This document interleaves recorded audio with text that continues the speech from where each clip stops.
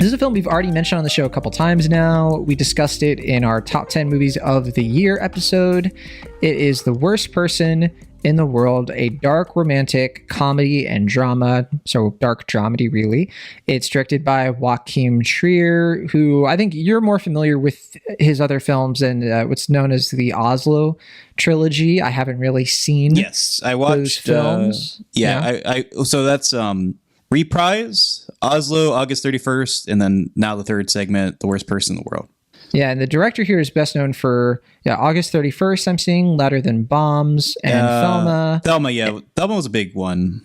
Yes. I remember. I haven't seen Thelma. I want to see Thelma. But that one, I think I saw that. I think we talked about it on Cinemaholics. Maybe it was me and Maverick, but I guess so. Yeah, I wanted to see it. I didn't get a chance, unfortunately. It's quite good. Yeah, I've heard it's really good.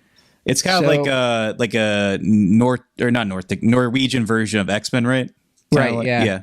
Kind of like the Phoenix thing. Yeah, I definitely recommend it.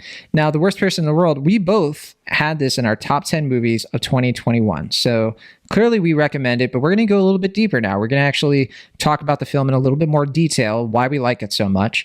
And we should also mention, too, that this is the Norwegian entry, right, for Best International Feature Film.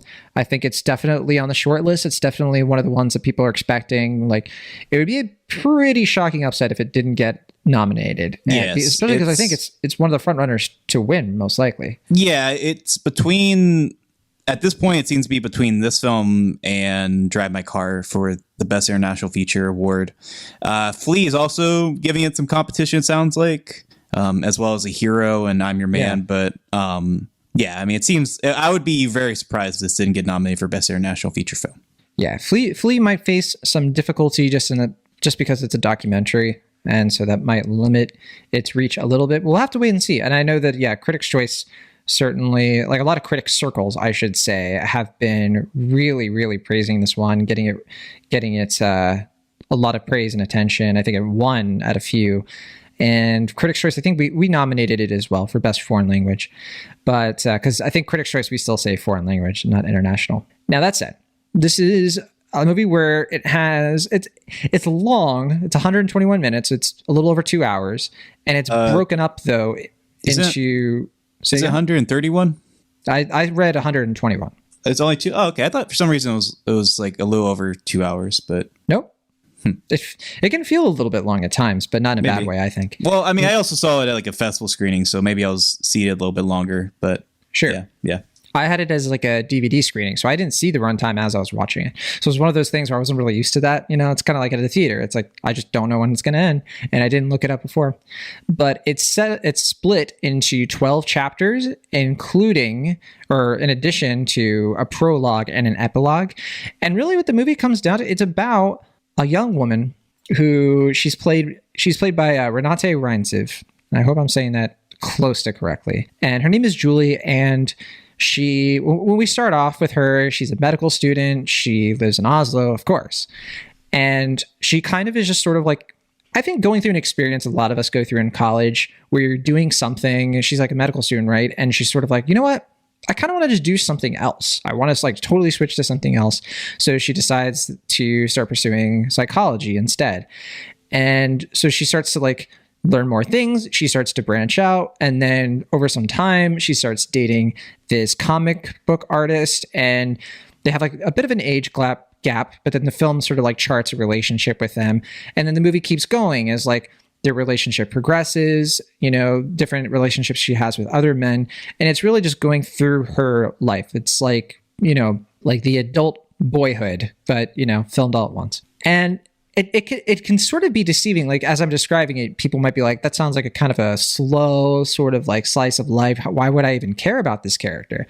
I think what really amps it up for me is that this Julie character, I can't remember the last time I was so fully invested and empathetic and emotionally tied to a main character in this much of a fashion without really being back connected to all the other characters. I like the other characters, but I had to keep watching this. Like I watched it in a couple of sittings because of timing issues, but it was painful when I had to walk away from this movie because I was so much like, it was like reading someone's memoir. I was like reading somebody's diary.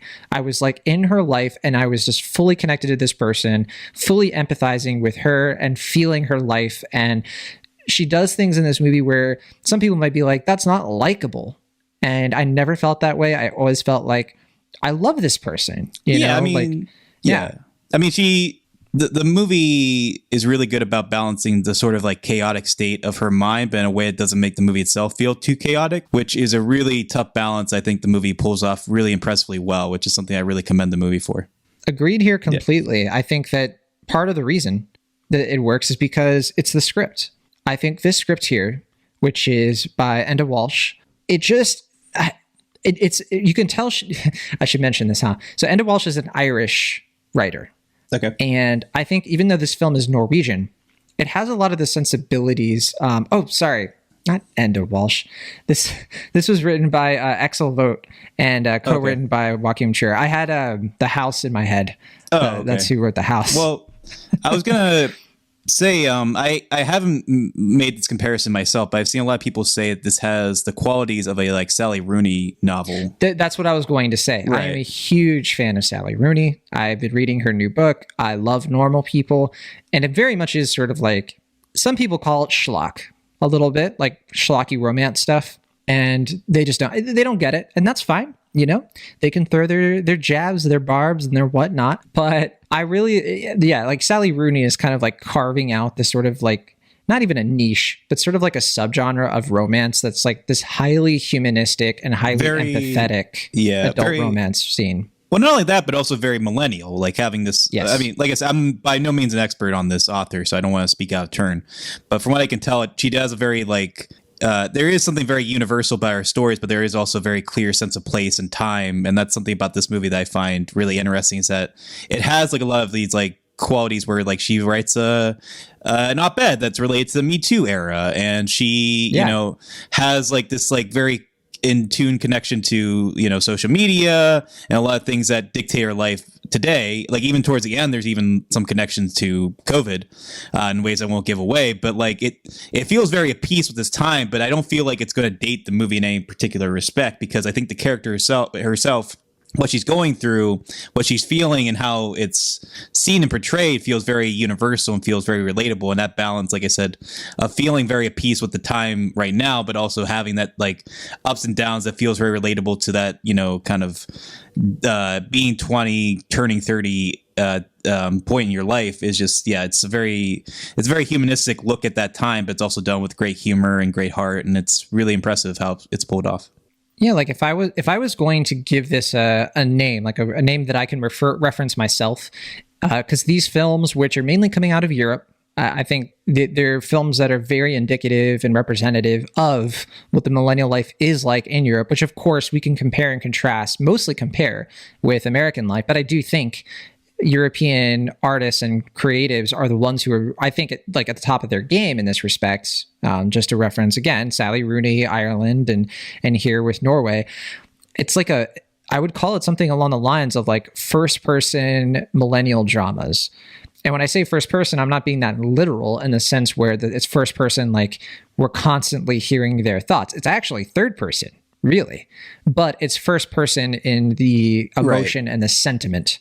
And it's like, it's clearly about this person. It's not an ensemble in a strict sense. Everybody is like sort of a supporting character, but these things are so tricky in the way that they're doing that without taking away from the supporting cast. If that makes sense. No, I agree, because it's funny that we're having this conversation right after we did the Tender Bar last week, which we had that conversation about like adapting memoirs or first person stories. And in that case, it felt like they stripped a lot of that away, so it felt like the story had this third person quality that didn't feel very relatable, didn't feel very idiosyncratic to the author or that story. But in this case, like you said, it's not based on any one particular person, so far as I can tell, or it's like based on any particular story or any particular like source material, but it does have that quality of feeling like you're seeing someone's experiences, having a lot of that intuitive thought and feelings that person is feeling with, but like you said, in a way that is third person, like you're not in her shoes directly, but you can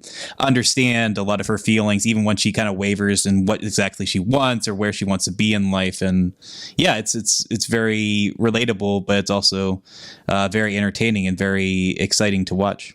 Yeah, like I think this is definitely one of those movies that has like that broad appeal, even though it's so deep and so, there's a lot of joy in this movie, but obviously there's a lot of like trickier, more complex emotion underneath everything that's happening. I mean, Julie goes through some really harrowing things, but it's the same movie where we have these beautiful sequences, like running in slow motion and an entire night of two people sort of flirting and say again. Well, I mean, it's not slow motion, right? It's like time stops in that sequence. Time stop. Well, yeah. Time stopping is like the slowest of all motions. Sure.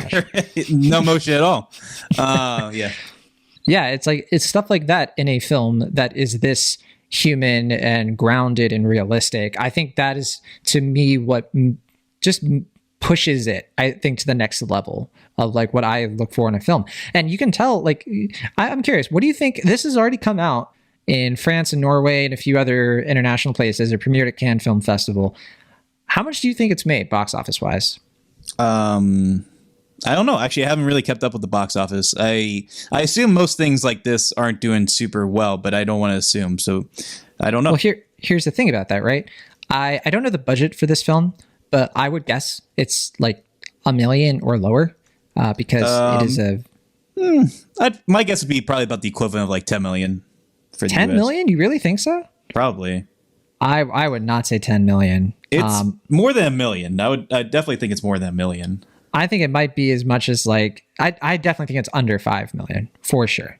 There's no way, because it's just, it doesn't have any big name actors. And I think it's like very minimalistic filmmaking, but I think Anders, what's his, I don't know how to pronounce his name fully, but he is a bigger star over there than he is here, but he's not like a George Clooney or something like that. I have seen him in other things. Well, he's in Bergman Island this year, which I was on my best of year list as well. That. Having a great year. Apparently, he's also a doctor now. So look at that. You can put check him on me whenever he wants. Yeah, you put him on Time Magazine's Person of the Year magazine. There you go. Get Elon Musk out of there. Get that guy up there. But no, I mean, I bring that up just because, like, for a movie that it hasn't even opened in North America yet. It hasn't opened up in a lot of territories. It's already made $4.5 million. Like, that's pretty impressive, I think, for a low budget art house award season film that, I don't know, like we just don't, especially these days, we just don't see that much, traction and buzz for such like small films like this. So I thought that was kind of enlightening. Yeah, it looks like the budget's somewhere in between what we thought. I guess it's about 5 million. So... but yeah, I mean, it still has money to make. Yeah, because it's gonna get boosted quite a bit, right, from the Oscars. Yeah, well, for sure, I hope so. Assuming, yeah. Neon is behind the release for this, and they're giving it the same kind of push that they gave Portrait of a Lady on Fire, which is putting it out in February for, I think, a wide release or like a semi-wide release. I'm not exactly sure how many theaters are playing. It's probably going to be fewer than 1,000, so it probably won't be wide, but it'll probably be more than like, it's not going to, I don't think it's going to be a coastal New York, LA only. Right. I have a feeling it'll be like an urban. Well, that's what I mean. Yeah. Yeah. I think people who are listening to the show will actually have a better chance than they might expect to see this film in theaters, it sounds like. Agreed. I think that'll be the case. Yeah, I don't have too much else to add. I mean, we kind of touched on some of the supporting, performances. I guess one last thing I'll mention too is just, I also really like movies like this where we're breaking away from creating this sense of like shame, like built-in shame for like women who just like to have sex, like as if it's like something to be ashamed of, as if it's not like a normal human desire. And I just appreciate movies like this in particular that continue to normalize and make that like such a basic, like everybody wants like that human experience. And this film doesn't like shame its main character for, seeking that out and getting a lot of satisfaction and pleasure from that sort of lifestyle. So that was another thing I wanted to add in there. Yeah. And I mean, it bums me out that, do you know how to pronounce her name? Renate, I think it's Renate Reinsve, but I don't know for sure. I think, the fact that she isn't Reinsve, the fact that she isn't in the conversation for Best Actress right now blows my mind. It's nonsensical because her performance is incredible. I think I think about like the other actresses that are up, like Nicole Kidman and Right. Lady Gaga, and I'm just like, no disrespect to them. I think they're wonderful, talented human beings. I have no grudge or ill will toward them whatsoever, but they were just not the best actresses in 2021. I did, at least according to me. Well, I mean, it's also like the fact that the Academy seemingly is starting to progress a little bit more. Like now that we have like a movie like Parasite winning all of its Oscars, including Best Picture, you think hopefully that we're at a spot where like we're kind of progressing past like the quote unquote typical Oscar type movies. And when you see that, and I think I like Lady Gaga's performance maybe a little bit more than you did in House of Gucci, but even still, like the fact that her and Nicole Kidman being the Ricardos are like considered the front runners right now for Best Actress is just, that's like 2005 type stuff. Yeah. Like that's like, I feel like we've progressed past that point. Yeah, it's like, are we still doing the popularity contest thing? But you know, that's the Oscars. We don't have to put as much stock into that. We can of course look at, okay, here are the actual performances we think, you know, not just for female actors, but all actors. I think that, yeah, this actress is just absolutely like at the tip top of the list. And I think one of the reasons probably, I mean, we've touched on this, but I think it does make sense that you and I in particular would connect with this film as much as we are, because we are also two people kind of navigating and figuring out our 20s and 30s right now. Like you're in your late 20s, I'm in my early 30s. We're just kind of like, I don't know, like films like this certainly give me a sense of peace where I'm just like, really think that there are other people out there feeling the same feelings that I'm feeling. Even if it's a different gender, a different country and all of that, there's so much to relate to. Yeah, I mean, I think that's the feelings that some people got from Tick, Tick, Boom in a way that I don't want to take that away from anybody, because I think that movie's fine. But like I see a movie like this, and when I watch or when I think about Tick, Tick, Boom, I feel like it feels inferior, even though it's talking about a lot of similar feelings and a lot of similar emotions. Like the way that this movie is able to be not only so lived in and personal, but feel kind of grandiose in select moments, and have like that scene you're talking about where time stands still, and it feels like a like musical moment, even though I don't think it's like they're actually singing or dance, or like they are dancing but they're not singing. And it just it's like something out of a like old fashioned Hollywood musical, and it has like all these different stylistic choices and all these different things, but it doesn't feel like the movie's uneven, or if it takes away from like what the movie's doing in a way that feels disjointed or indelicate. I think that's something that I really commend the filmmakers here for pulling off, and something that I think really adds a lot of wealth of emotions to the movie. And you know, it just, I don't want to like oversell it, because I think some people are going to see a movie like this and kind of be like, oh, it's like, you know, it doesn't do anything like too shocking outside of a few moments. But I think I think it's just the fact that it's able to kind of pull off this very lived-in quality, like I said, in a way that feels very relatable and very earnest, but still very entertaining and very engaging, is just a very worthwhile experience. And also pull off a balance, I think, is really tricky. We don't get it in a lot of films. I think that's a big reason why it's so special to me, because, you know, it's not just this sort of like drama, not just this sort of like melodramatic, emotional kind of thing. It's also very funny. It's got a lot of charm to it, and it's got a lot of sweeping romance, and it just goes from all those different tones and emotions and feels and styles without, for me, ever feeling like a different movie is all of a sudden happening, right? So it's like, yeah, it's like you definitely don't go into it expecting, you know, certainly like one of the definitive films of all time, but yeah, I think this is a gem status film. It's just one of those gem movies that I hope takes off, because it really delivers, I think, on a lot of things that people at least should be wanting to get from their films, I think. Yeah, and I mean, it's the type of film that like I hope it's the type of film that like when people have a perception of like what an art house film is, they can see something like this, like you said, it feels more accessible, feels more relatable than they might anticipate, and that might allow them to feel more comfortable seeing more films like this, whether it's foreign language films or, you know, more indie movies, character-based films like this that feel a little bit more personal, a little bit more intuitive, like we said. And yeah, I hope it's a good avenue in that respect as well. But above all else, I just think it's a really well done, very commendable movie with a great lead performance and a great supporting performance from, however you pronounce his name, Anders so-and-so. I feel Anders bad. So-and-so. I apologize a million times. I think it's an Anders Danielson Lee, but yeah, he's guessing. Great. And he's also really, really good in Reprise and Oslo August 31st. He's the lead in Oslo and the co-lead in Reprise. And Yeah, both those movies are well worth watching as well. I think this one's probably the best of the three, but yeah. Okay, well, my last question for you, Will, is when Lin-Manuel Miranda does the American remake of this film starring Dakota Johnson. Adaptation? Yeah, sure. Are you gonna watch that? Probably. I mean, do you think that'll happen? Do you think there'll be an American remake of this film at some point? I think it depends. If it wins Best International Feature, possibly. It's it's possible no matter what, but yeah. That thought didn't really cross my mind when I was watching it, but I can definitely see some producer, because aren't they trying to do Parasite as a show now on HBO? Yeah. I know that at one point they were going to do Tony... Snowpiercer has been pretty successful. Oh yeah, Snowpiercer as well. Do you think this would be a show or a film? I don't know. I could see it as either, but like an HBO miniseries or a limited series with Dakota Johnson or whatever. The next Station 11, if you will. Maybe.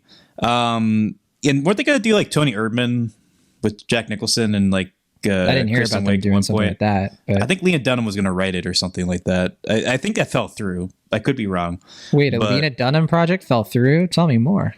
Oh man, we'll probably talk more about Lena Dunham next week because she has her new movie at Sundance. We're watching her like first project in quite a while. Your first film since Tiny Feature or Tiny Furniture. Yeah, and I don't think she's written a book in a long time either. And not that we've talked about books from her, really anybody in general. But yeah, anyway. Well, we talked about Sally Rooney a good bit here, but sure.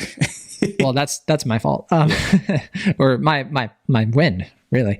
Okay, so the worst person in the world. Let's play the Rotten Tomatoes game. Will Ashton, 74 critics have put down their critical score. What do you think the RT score is out of those 74 critics?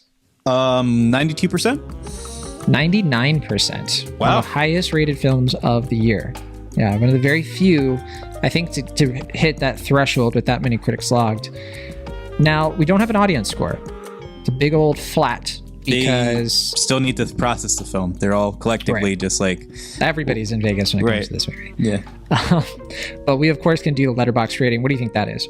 4.2. Average rating on Letterboxd? So close. 4.1. So close, but not quite there. Well done anyway. That's the worst person in the world. It's going to be hitting limited release, like we mentioned, next month. And yeah, once it hits your area, definitely check it out.